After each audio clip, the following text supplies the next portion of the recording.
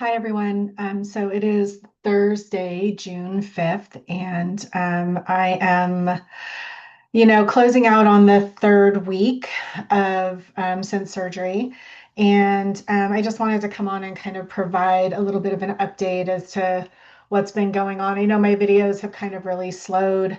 Um, but it's just I've needed the time to kind of heal and rest and take care of myself. But I'm here today to talk about kind of some of the stuff that's been going on. So I'm going to look at my list to talk about what's happening. So first things first, my fucking hip drain or my abdominal drain is still in, and it's still producing a lot. So I'm still around 30 milliliters a day, and it has to get under, well, I'm actually between 30 and 35 right now. It's slowed some. I was closer to 40 initially, but it has to get under 20 milliliters for 2 consecutive days. And my next post-op appointment is tomorrow. So I don't think it's going to come out this week, unfortunately. I think I'm probably another week to go before it could potentially slow down. So that's kind of a bummer.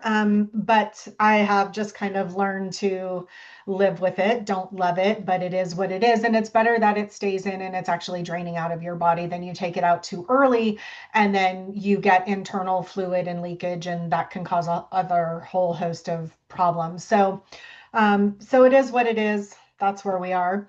The blistering on my chest across my breasts has gotten a lot better. We're treating it with this Silverdene twice a day. So once in the shower in the morning, I get out and then I put all the cream on and then I put the patches over it. And then in the evening before I go to bed, I do sort of a sink wash up. Again, kind of cleaning them off, making sure that they're nice and sterile and dry. And then I apply the Silverdene um, and then put patches back over them for the nighttime when I sleep. And it really has started to shrink those blistering areas. Good news, bad news is that it is working, and I'm starting to get the pink tissue back, and everything is sort of regenerating the way we want it to, which is awesome. The bad news is, unfortunately, is that it looks like I'm getting some, divots within the skin. So there is the possibility that I'm going to have to do some skin grafting and possible nipple reconstruction. So that makes me sad, but I'm healing, and I don't have breast cancer. So winning. Um, so yeah, it is what it is. I do love my size. I love the way that I think it's going to look ultimately in the end. But there are some hurdles that I'm going to have to jump through. So fortunately, it's not painful at this point. It is getting itchy though. The itching is for real. And I have to tell you that when you are itchy, but you're numb, it is a very weird phenomenon. And part of that is for me, like I am having some nerve regeneration, which is fantastic.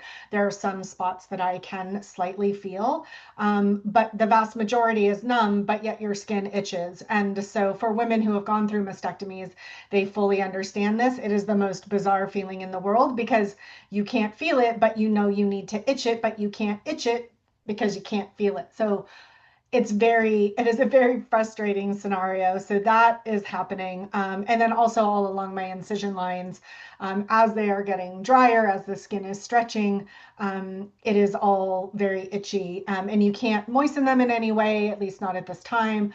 So that's kind of crazy.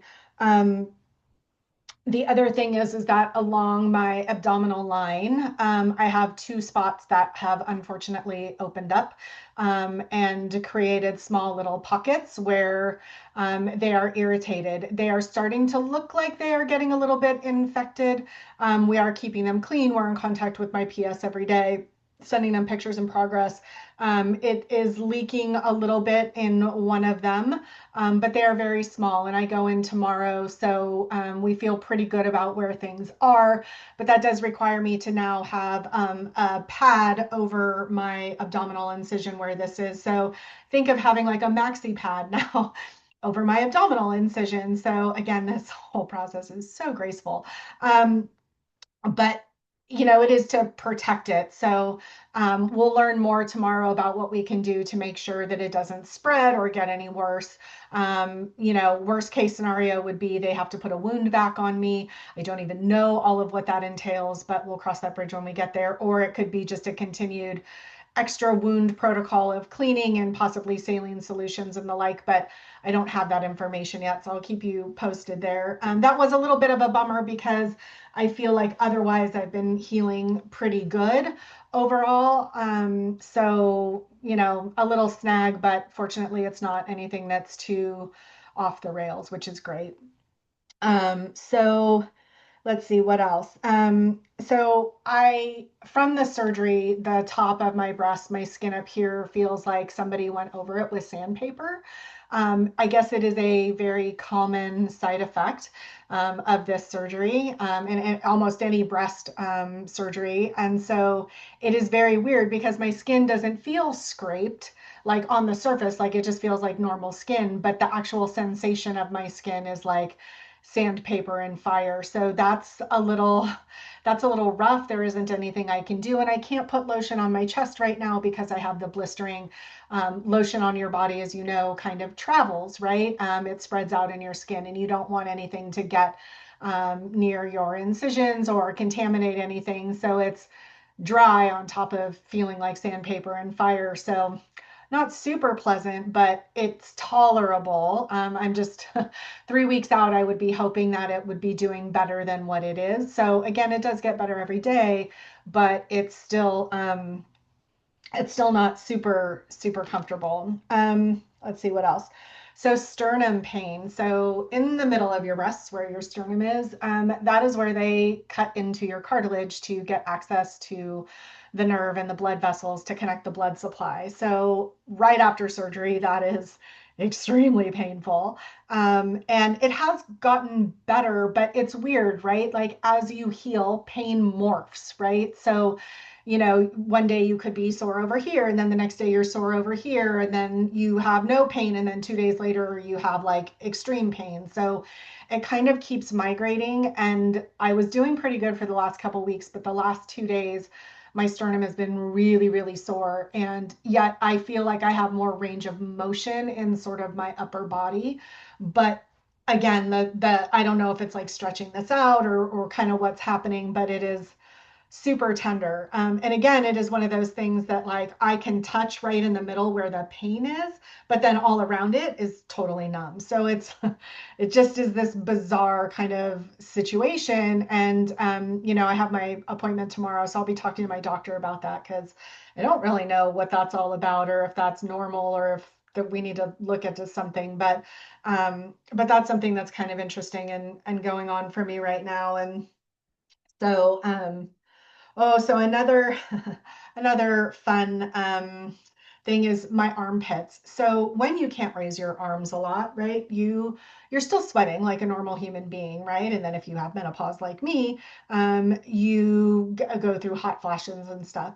Another interesting common side effect of mastectomy surgery is having your armpits be really sticky. And so like literally you guys, I am like washing my armpits with a washcloth like every couple of hours and then like applying new deodorant and then that lasts for like a couple hours and then I'm like rinse and repeat.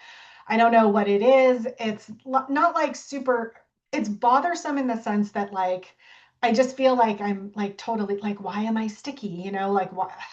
It's just kind of annoying. It doesn't hurt. It's not like anything bad. It's just a side effect, but hopefully we get over that here real soon. I have bought stock in deodorant though, because I'm using so much right now. Um, so the other couple of things that are really interesting is I am still very numb from below, like right above my belly button to all the way down towards my pubic bone. So the space directly underneath my belly button to the top of my incision is like I can feel pressure, but I don't feel anything. And then from below my incision to my pubic line, holy, mm, um, it is super tingly. It is because it's starting to come back from being numb. So it is that. electric, pin prickly, pulling sensation because the skin is still so tight there, feeling, and it's just uh, awful. Tolerable, but awful. Like you kind of get used to it once you're up and moving. Like your body's like, okay, but the moment you sit and stop, like it all kind of pulls back in tight. So the moment you go to move or stand back up and pull on it, whew, it's pretty electric for a few minutes. Now, hopefully that should go away here. I'm hoping within the next couple of weeks. I've had talked to women who said that like, oh, it went away for them like within the first 3 weeks. And I'm like, hi, I'm at 3 weeks and still not happening for me. And then I've had other women say it was like 6 to 8 weeks before that was kind of really resolved. So hoping that'll go away sometime soon. So that's another one of those things that's kind of like just really annoying. So let's talk about some fun and interesting names that they call to some of the side effects that can happen with this surgery and why you do a phase two, right? So there is what they call the Ken doll, which is exactly what you think of it as, right? Like you think of the anatomy of a Ken doll. And when you have this surgery, because they're cutting into your abdomen and then pulling your skin tight and everything else, this swelling can happen right in your pubic area. And so it creates a very accentuated situation down there. So a lot of women have this happen to them. And it goes on a scale from super mild to like really extreme, right? And the only way to correct that post this surgery is through lipo in phase two. So for me, mine is actually pretty mild in the grand scheme of things, but it has started to come on in recent weeks. It didn't happen for me right away like it does for some women. So I feel kind of fortunate with that, and we'll have to see where we land at phase two, but I will have to have some sort of lipo in that area so that it isn't, a Ken doll. The other thing that happens is with your hip incision or with your abdominal incision, you can get what they call dog ears. So what happens is as your body heals and that scar line gets tighter on the outside of your hips, it starts to pudge out. So like dog ears, you know how like when dog ears flop over. So that is usually taken care of in a scar revision as part of your phase two, right? Or your kind of like cleanup um, aesthetic surgery thereafter. So we have Ken doll and dog ears, and then lastly you have kind of what they call cat butt, which is really funny, but has to do with your belly button. So when they do this surgery and they take the bottom half of your stomach and they pull you back down, they make a new belly button for you essentially. It is still your same belly button, but they're pulling it down and stretching it, and then they have to cut a new hole for it.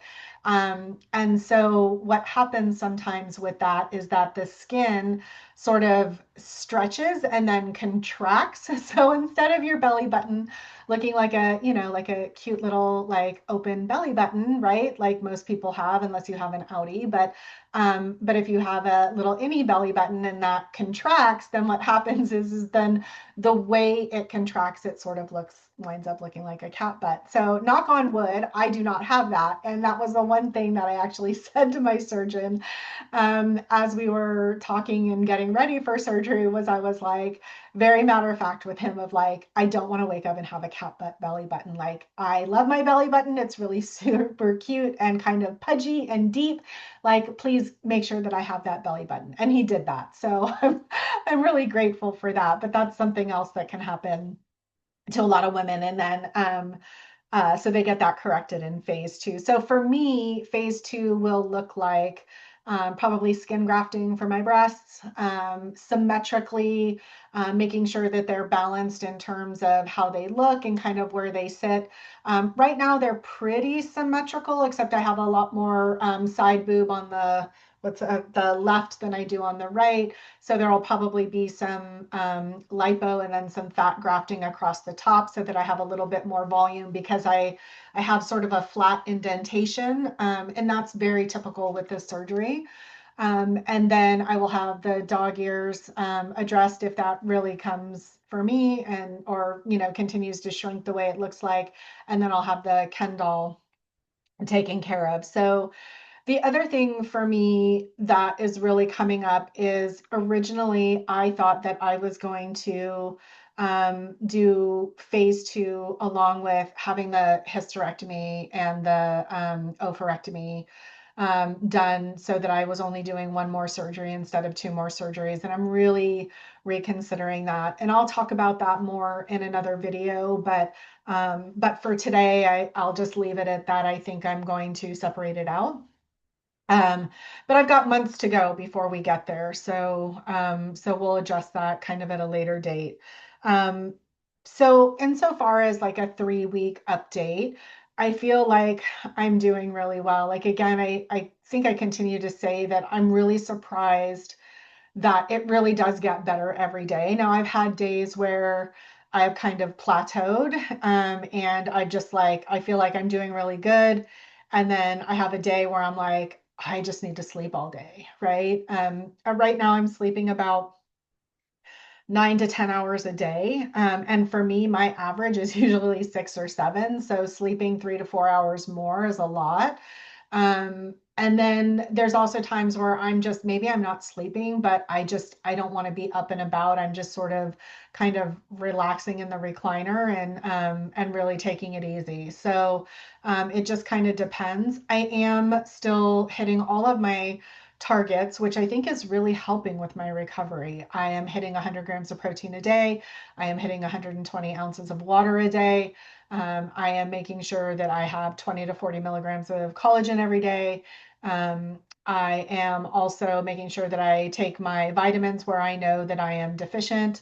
Um, so I think all of that is really helping to keep me on track, and make sure that I'm giving myself the best chance I can to heal well. Again, as somebody who's autoimmune compromised and know that I generally heal slowly, I want to do everything I can to support my body to support me in healing. So um, anyway, I think that's where we are today. Oh, and I had my hair washed again this week. So love my hairdresser. She's been great. Since I can't wash my hair in the shower, she's been great about getting me in and giving me some fabulous hair. So I do appreciate that. Anyway, that's all I have for today. If you have any questions or comments or want to know more about anything that I said, please make sure that you comment down below, and I'll get back to you as soon as I can. Thank you so much for following along. I love you. Have a great day.